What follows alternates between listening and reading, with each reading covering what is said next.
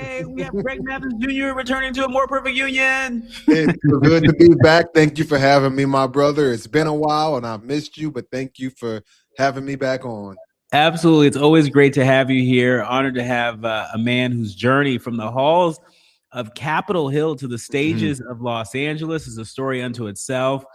Greg Mathis Jr. is an actor, a member of the Town Street Theater Company, and is currently in the world premiere of a new one-act play called What Survives, which is running now at the Hollywood Fringe Festival.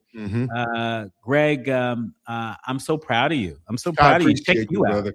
I really, really do. And you mentioned my background a little bit. It's taken me some places from Detroit to DC to out here in LA now. And, you know, it's been an exciting journey, but I think the message has always remained the same.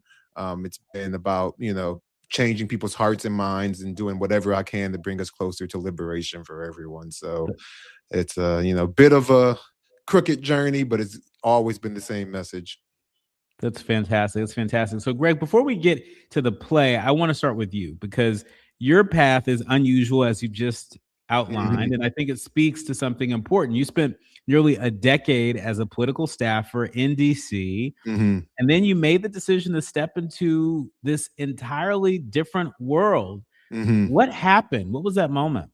Yeah, I mean, and it's funny because I think it's different to the world and the world's perception of me, but maybe not of who I've always been and known myself as. I mean, I've been acting since I was a young kid, you know, and I mean like school kid age, like productions of The Wizard of Oz. I played the Tin Man and had my chance to play Daddy Warbucks when I was younger. So it's always been something that I've been passionate about and that I've done. I quite frankly just got, you know, politics was more interesting, I think, when I was younger, especially having the opportunity to work at the highest levels of some of our nation's political institutions and really make some good change. I grew up in a political family, so that comes a bit naturally to me in terms of just what we believe in, what I've been raised to think is important and know is important. And I had some really special opportunities to do some very great work as a political operative, both getting President Barack Obama reelected for his second term. That's one of my, you know, favorite times is working on that campaign, but also, you know, being able to fight and defend for the Affordable Care Act when I worked in the Senate. That was another flagship time. And of course, working for our dear brother, Congressman Jesse Jackson Jr. when he was in Congress. That was a very exciting opportunity. And I just think about how that's all come full circle. Originally, I got involved in entertainment. I was strict politics, but when our family did the reality TV show, as you know, Mathis Family Matters, it really gave me a special opportunity to pivot back to something I love while also not letting go of something I am truly passionate about as well. And so my work in this new space has still been about how can I use this to really share with the world and change hearts and minds and continue to work on issues that I know are important to me and that I believe should be important to everyone else as well. You know, you mentioned my work with Town Street Theater. One of the reasons that theater company even came about was because of the LA uprising and, you know, in the aftermath of Rodney King, they were asking the question, how can Los Angeles, how can the city heal and come back together? And I think what they found, you know, this particular theater company was started by a grant from the city of Los Angeles to really use arts and entertainment as an opportunity to share important stories, to change hearts and minds, and to ultimately, hopefully, bring people together by showing us that we all have some humanity in us. And it's up to us to find that humanity, to connect with each other. And that's really what I've leaned into in a lot of the art that I've put out thus far working in this space. And I think it tracks with what I did in politics. I always was working to find common ground amongst each other so that we can make this country a better place, or as I'll steal from you, a more perfect union for all of us. We love that. We love that. We love that. We are shoulder to shoulder, brother. Yeah, man. And so that's in why I that say the mission. mission is the same. That's right. That's right. And so, you know, let's talk about What Survives. Set the stage for our leaders, learners, and listeners, and you know, tell us about the character that you're playing in this really timely story. Yeah, this one's a different one for me. It's a bit of a stretch, which I was really nervous taking this part on, but we've been in rehearsals for a while now, so I hate to say this a little bit, but I've embodied the character to a certain extent. And what the play is about, I'll just go ahead so the audience doesn't have to hang on the edge of their seats. But the play is about, it's called What Survives, and it's about a young girl that gets taken from her school by ICE agents, and the aftermath that ensues in this small, conservative Midwestern town that they live in.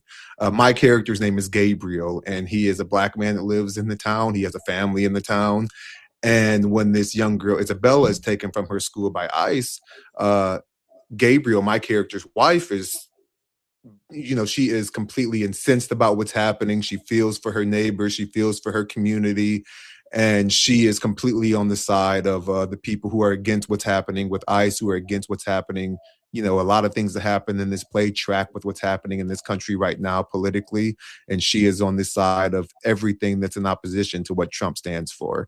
And what they find is that within their marriage, this is a flashpoint, because they've always been a couple with traditional family values. They've always been a very conservative family.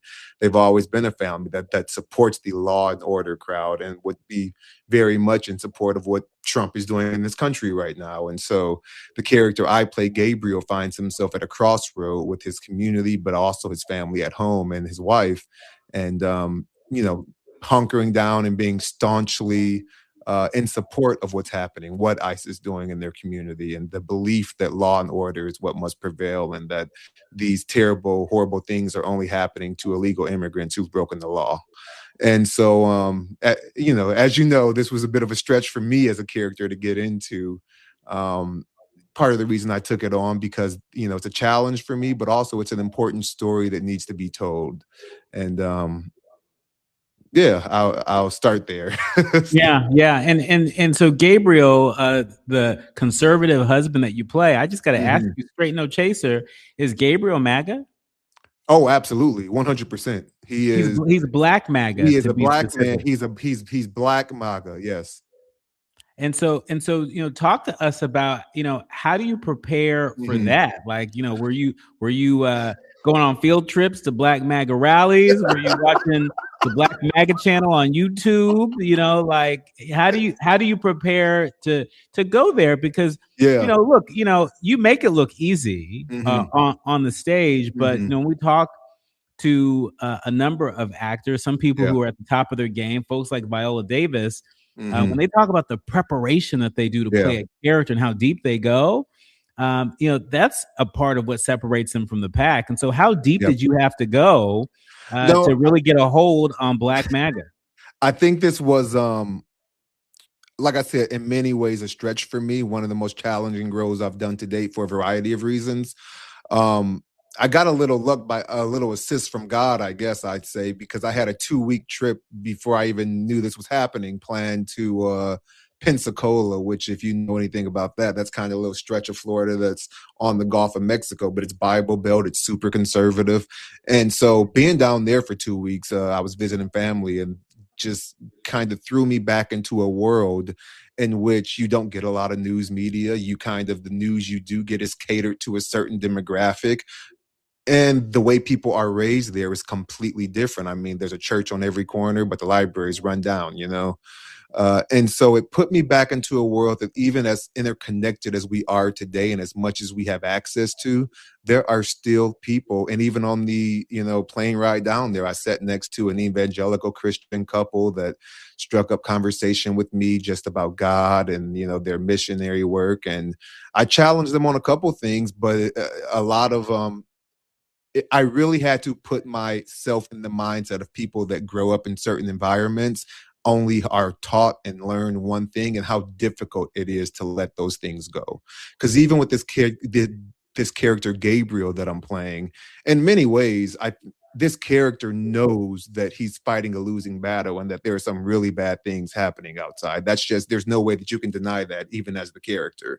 what he holds on to is that fear of what life looks like if I become this other person, if I allow this other side to win. And I think that's so much of what we're seeing today, and why so many of us are talking past each other, is because the other side refuses to let go of things that they know might be wrong, but just Yeah. have been so entrenched in their day-to-day life. I mean, how can they disagree with these people who have raised them, who they go to church with, who they see Mm, every single day, but they're told to agree with people they may have only ever seen on television or only ever read about in news articles. And so that was a bit of a luck that I had a chance to spend 2 weeks in just a completely foreign environment that wasn't Los Angeles, that wasn't, this liberal bastion of people who mostly agree with me. That was good preparation, but really just getting into the mindset of how this character was raised, what this mm. character saw their entire life. And um, not easy work, but definitely helped me get there. Well, Greg, we're living in a moment where, ICE operations are picking up kids from Hmm. schools in real communities. Hmm. And it's not a metaphor. It's not an academic Correct. exercise. This play actually mirrors life. And, tell us, what's it like to perform this story Hmm. in this climate? What do you see in the faces of the audience? What is it that you see in the faces of some of your colleagues on the stage? I mean, I'll be honest, it is a painful play to perform. It's painful. And every single time we've done it, I found something that has kind of pulled at my heartstrings, both within my scenes and with my scene partners, but also with the other actors who are in this production. I mean, there are some pretty there's a couple scenes with a transgender character, a transgender woman who's in the play, that kind of take front and center as well, and just the attacks that community has been under, in addition to the character I discussed with you. And so it really has some heart-wrenching things in there that I think serve as a mirror to the audience about what we're all going through in this country. And I think what I love about this production is it does such a great job of humanizing those stories and putting them out there in a way that I think will resonate with people, to really be able to take a deeper look at what families are going through, what's happening in our communities, and maybe be able to make some sense of it for themselves.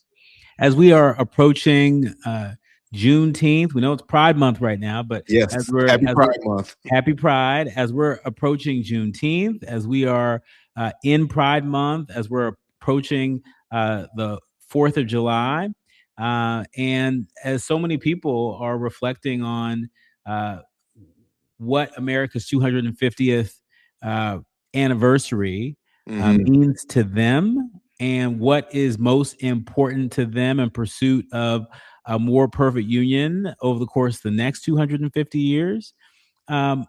This play is positioned in the midst of all of that.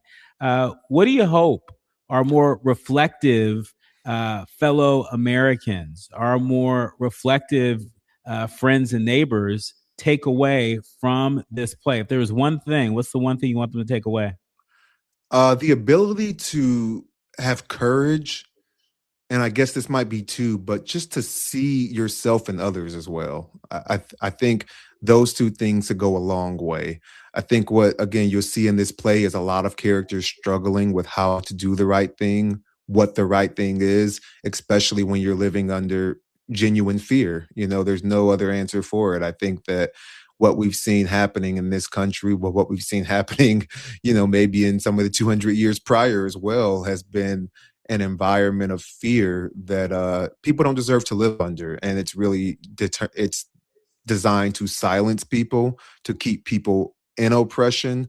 And I would really hope that people can find the courage and ability to connect with others within this production, because I think that's what has always moved us forward. Whether it's in art, whether it's in the political space, whether it's in the business space, people that have that courage and are able to Mhm. connect and see themselves in others are the ones that really carry that flame of society forward and keep that flame of progress going. In our remaining 30 seconds, Greg, did your dad, Judge Mathis, did he help you prepare for this role in any way? He said, "Be careful, son. If you play this part too good, people might think you Maga for real." I bet he did say that. No, that's exactly what he said. No, but he did. He gave me some helpful tips. I mean, with him, his biggest one, because he isn't an actor per se, but he's a producer and has a great eye for talent.